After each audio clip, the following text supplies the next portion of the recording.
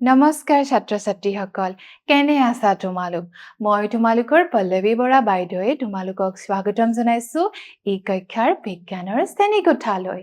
আজি আমি পঢ়িম ক্লাছ 6ৰ দৈৰ্ঘ্যৰ যোগ আৰু গতিৰ প্ৰশ্ন উত্তৰসমূহ তোমাৰ ঘৰ আৰু স্কুলৰ মাজৰ দূৰত্বটো দিয়া আছে কিমান দিয়া আছে তোমালোকৰ ঘৰ আৰু স্কুলৰ মাজত দূৰত্ব দিয়া আছে কিমান 2000 মিটাৰ এতিয়া 2000 মিটাৰটোক আমি কলে লৈ যাম কিলোমিটাৰ লৈ কেনেকৈ নিছো চোৱা এটা চোৱা আমি জানো কি জানো 1 কিলোমিটাৰ মানে হৈছে 1000 মিটাৰ এতিয়া আমাক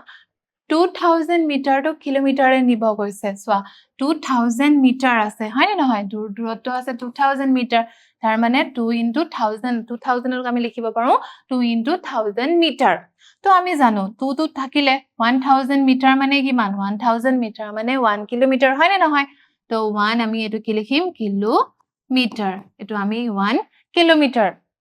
1000 মিটাৰটোক আমি কিলোমিটাৰলৈ লৈ গলো তাৰ মানে 2 * 1 কিমান হল 2 কিলোমিটাৰ 2000 মিটাৰটোক আমি কিলোমিটাৰলৈ লৈ যোৱাত আমাৰ শুদ্ধ উত্তৰটো ওলাল কিমান 2 কিলোমিটাৰ ইয়াৰ পিছৰ প্ৰশ্নটো চোৱা এডাল ৰছীৰ সহায়ত তোমাৰ চাৰিওফালে থকা বিভিন্ন ধৰণৰ বস্তু যেনে পেন্সিল কলম জ্যামিতি বাকচ আদিৰ দৈৰ্ঘ্য জোখ লোৱা আৰু প্ৰতিটো দৈৰ্ঘ্য মিলিমিটাৰ আৰু সেন্টিমিটাৰত প্ৰকাশ কৰা আৰু তথ্যসমূহ এখন টেবুলত লিপিবদ্ধ কৰা এতিয়া চোৱা এইটো কাম তোমালোকে স্কুলৰ কোনোবা তোমাৰ বিজ্ঞানৰ শিক্ষকৰ সহায় লৈ এটো কৰিব পাৰা প্ৰথমতে কি কৰিবা চোৱা পেন্সিল এডাল ললা আৰু সেই পেন্সিলডাল প্ৰথমতে তুমি সেন্টিমিটাৰ স্কেলত জুখিবা তাৰ পাছত তুমি কি কৰিবা সেই সেন্টিমিটাৰ স্কেলত যিমান পালা তাক তুমি মিলিমিটাৰলৈ লৈ যাবা হেনেকে তুমি এখন চাৰ্ট বনাব লাগিব যে ধৰা এখন তোমাৰ বলে চাৰ্ট বনাইছা তুমি ইয়াত তোমাৰ লিখিবা বস্তুৰ নাম এফালে থাকিব তোমাৰ বস্তুৰ নাম এফালে থাকিব তোমাৰ বস্তুৰ নাম আৰু এফালে তুমি লিখিব লাগিব প্ৰথমতে লিখিব লাগিব তুমি সেন্টিমিটাৰ তুমি লিখিবা সেন্টিমিটাৰ আৰু এখিনি পাবা তুমি ইয়াক তুমি কনভাৰ্ট কৰিবা মিলিমিটাৰলে ধৰি লৈছা এডাল পেন্সিলে লৈছা পেন্সিলৰ তুমি 5 সেন্টিমিটাৰ পালা আৰু ইয়াক মিলিমিটাৰলে লিলে কিমান হ'ব আমি জানো যে 1 সেন্টিমিটাৰত কিমান মিলিমিটাৰ থাকে 10 মিলিমিটাৰ তো 5 সেন্টিমিটাৰ কিমান হ'ব 50 মিলিমিটাৰ এনেকৈ তোমালোকে কনভাৰ্ট কৰিবা আৰু এই ক্ষেত্ৰত তোমালোকে স্কুলৰ বিজ্ঞানৰ শিক্ষকৰ সহায় ল'ব পাৰিবা তাৰ পিছত চোৱা 4 নম্বৰ প্ৰশ্ন তোমাৰ শ্ৰেণীকোঠাত থকা বিভিন্ন বস্তুবোৰ তুমি পৰ্যবেক্ষণ কৰিব লাগিব আৰু তলত দিয়াৰ ধৰণে হেবোৰৰ দৈৰ্ঘ্যৰ ওপৰত ভিত্তি কৰি শ্ৰেণীভুক্ত কৰিব লাগিব ইয়াতো তুমি এখন চাৰ্ট বনাব লাগিব তোমাৰ চাৰিওফালে থকা কিছুমান বস্তুক লৈ এতিয়া কি কৰিব লাগিব চোৱা চাৰ্টখনত তুমি বনাব লাগিব এটা ঘৰত বনাব লাগিব সেন্টিমিটাৰতকৈ 10 সেন্টিমিটাৰতকৈ কম যিবোৰ বস্তু পাইছা হে 10 সেন্টিমিটাৰতকৈ কম হোৱাখিনি আৰু এটা ঘৰত 10 সেন্টিমিটাৰৰ পৰা 1 মিটাৰৰ ভিতৰত 10 সেন্টিমিটাৰৰ পৰা 1 মিটাৰৰ ভিতৰত যিমানবোৰ বস্তু পাইছা তাৰ নামবোৰ লিখিব লাগিব আৰু 1 মিটাৰতকৈ অধিক আৰু কিছুমান এনেকুৱা ল'ব লাগিব যেটো 1 মিটাৰতকৈ বেছি হয় তোমাৰ পৰ্যবেক্ষণসমূহ এখন তালিকাত আগৰটোৰ দৰে এখন তালিকা প্ৰস্তুত কৰিবা সেই তালিকাত কিছুমান বস্তু লবা যিকোনো বস্তু টেবুলখন ল'ব পাৰা বা তোমাৰ শ্ৰেণীকোঠাত থকা পৰ্দাখনৰ দৈৰ্ঘ্য ল'ব পাৰা বা ৰুমটোৰ দৈৰ্ঘ্য ল'ব পাৰা কিন্তু তুমি তিনিটা বক্স বনাব লাগিব তাত এটা বক্সত থাকিব 10 সেন্টিমিটাৰতকৈ কম থকা বস্তুবোৰ আৰু এটা 10 সেন্টিমিটাৰৰ পৰা 1 মিটাৰৰ ভিতৰত থকা বস্তুখিনিৰ নাম আৰু এটাত লিখিব লাগিব 1 মিটাৰতকৈ বেছি দীঘল বস্তুখিনিৰ নাম আৰু এটো তোমালোকে শ্ৰেণীকোঠাত তোমালোকৰ বিজ্ঞানৰ শিক্ষকৰ সহায় লৈ এই কামটো কৰিব পাৰিবা ইয়াৰ পিছৰ প্ৰশ্ন চোৱা এতিয়া কি কৈছে তোমাৰ তিনিজন বন্ধুক এখন বেৰৰ ওচৰত থিয় হ'বলৈ কোৱা তোমাৰ তিনিজন বন্ধুক তুমি কি কৰিব লাগিব এখন বেৰৰ সন্মুখত থিয় হ'বলৈ কবা হেখন হয়তো তুমি এটো কাম স্কুলতো কৰিব পাৰা বা ঘৰতো কৰিব পাৰা আমি যেনেকে বেৰত আমি কিমান ওখ হৈছো এনেকে দাগ দিও তেনেকে তোমালোক তিনিজন বন্ধুক কি কৰিবা জানানে বেৰখনৰ ওচৰত এনেকে দাগ দি যাবা এটো জানিবা তোমাৰ প্ৰথম বন্ধু এটো দ্বিতীয় বন্ধু তৃতীয় বন্ধু যাৰ মূৰটো পুৰা বেৰৰ লগত সিধাকে মানে তুমি জুখি কিমান টিত হ'ব তাত পেন্সিলে এডাল দাগ দিবা আৰু সেই দাগটো কি কৰিবা মাটিৰ পৰা তুমি প্ৰথমতে মিটাৰ স্কেলত জুখি লবা এটো জুখি লবা হিহাতৰ উচ্চতা কিমান পালা জুখি লবা আৰু যেটো জুখি পালা যেটো মিটাৰত তুমি জুখিলা তাক তুমি পিছত সেন্টিমিটাৰলৈ কনভাৰ্ট কৰিবা বুজিছা এই প্ৰশ্নটো উত্তৰো তোমালোকে ঘৰত বা স্কুলত বিজ্ঞানৰ শিক্ষকৰ সহায় ল'ব পাৰিবা তাৰ পিছৰ প্ৰশ্ন চোৱা পিছৰ প্ৰশ্নটো তোমাৰ চাৰিওফালৰ বিভিন্ন ধৰণৰ গতি চিনাক্ত কৰা তোমাৰ চাৰিওফালে বিভিন্ন ধৰণৰ বস্তুৱে গতি কৰি থাকে হয়নে ফেনখন ঘূৰি থাকে হয়নে বা লৰা ছোৱালী কেইটামান ৰাস্তাত দৌৰি আছে ইহঁত বা কোনোবা জুলনা জুলি আছে হয়নে গাড়ী এখন সমান্তৰাল ৰাস্তাত সিধাকে গৈ আছে হয় না এনেকুৱা ধৰণৰ বিভিন্ন ধৰণৰ গতি আমি দেখিবলৈ পাওঁ ৰৈখিক বৃত্তাকাৰ আৰু দুলন গতিৰ প্ৰত্যেকৰে দুটাকৈ তোমাক কি কৈছে উদাহৰণ দিব কৈছে এতিয়া আমি উদাহৰণ চাওঁ আহা কি আছে ৰৈখিক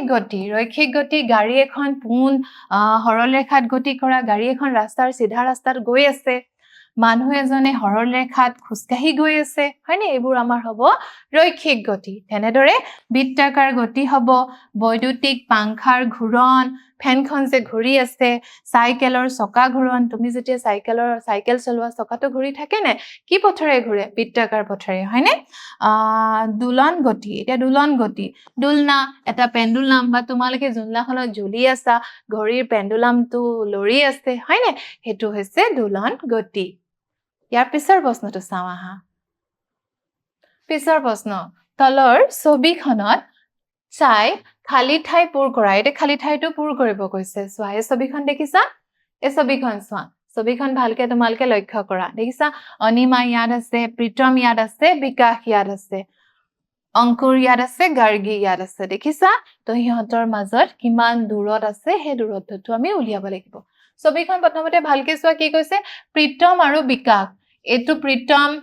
প্ৰীতম হয় এটো প্ৰীতম আৰু এ বিকাশ প্ৰীতম আৰু বিকাশৰ মাজত কিমান মিটাৰ প্ৰীতম ইয়াত আছে আৰু বিকাশ ইয়াত তো হিহঁতৰ মাজত কিমান মিটাৰ আছে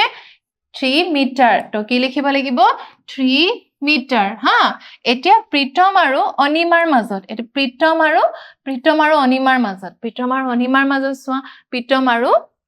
ইয়াত চোৱা প্ৰীতম আৰু অনিমাৰ মাজত কিমান দূৰত্ব আছে 3 মিটাৰ হয় নে তো ইয়াতো আমি কি লিখিব লাগিব প্ৰীতম আৰু অনিমা কিমান 3 মিটাৰ দূৰত্বত আছে তাৰ পিছত আকৌ চোৱা কি আছে এতিয়া অংকুৰৰ পৰা গাৰ্গী অংকুৰ আছে আমাৰ ইয়াত অংকুৰ ইয়াত আছে অংকুৰ আমাৰ ক'ত আছে অংকুৰ আছে আমাৰ ইয়াত তে অংকুৰৰ পৰা আৰু গাৰ্গীৰ মাজৰ দূৰত্ব কিমান 3 মিটাৰ তো ইয়াত আমি কি লিখিম 3 মিটাৰ তেনেকে অংকুৰ আৰু এতিয়া প্ৰীতমৰ মাজত কিমান আছে ইয়াৰ পৰা ইয়ালৈ 3 আৰু ইয়াৰ পৰা ইয়ালৈ 3 তাৰ মানে কিমান হল টোটাল 6 তো ইয়াত আমি লিখিম 6 মিটাৰ তাৰ পিছত চোৱা এতিয়া কৈছে অনিমা আৰু প্ৰীতম এতিয়া কৈছে আমাক অনিমা এজনী অনিমা আৰু প্ৰীতমৰ মাজত অনিমা আৰু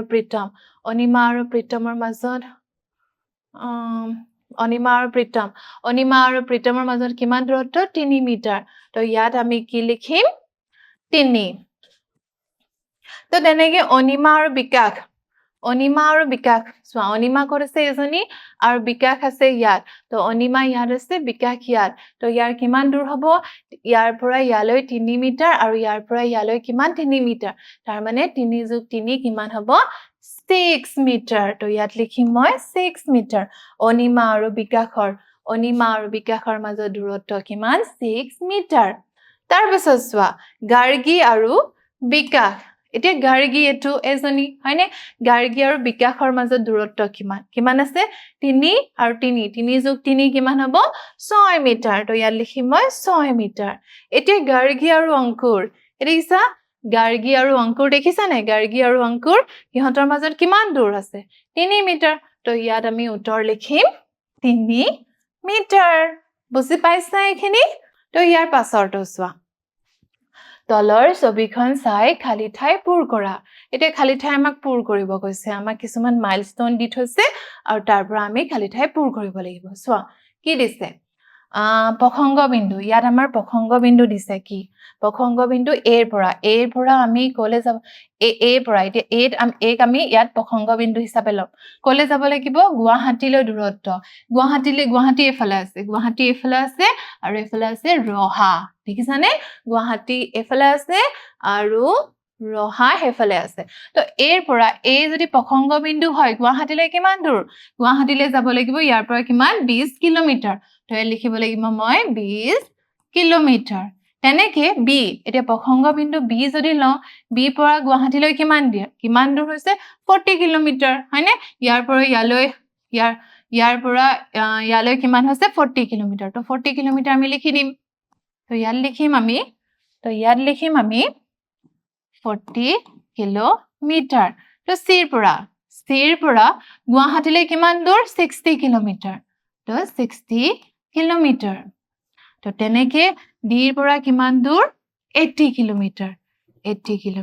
দেখিলা এইটো লিখিলো এতিয়া কৈছে ৰহালে উলিয়াব লাগিব এক প্ৰসংগ বিন্দু হিচাপে লৈ আমি এতিয়া ৰহাৰ ফালে যাব লাগিব ৰহালে গলে এৰ পৰা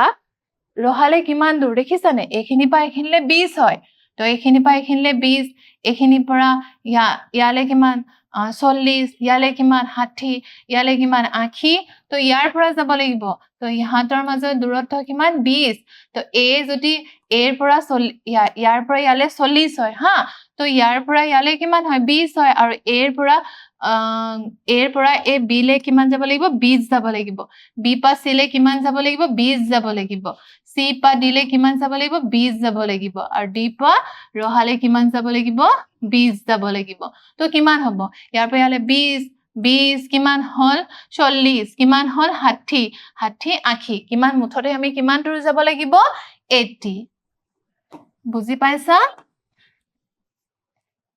আৰু এটা ইজি আছে চোৱা গুৱাহাটী আৰু ৰহাৰ মাজৰ দূৰত্ব কিমান আছে 100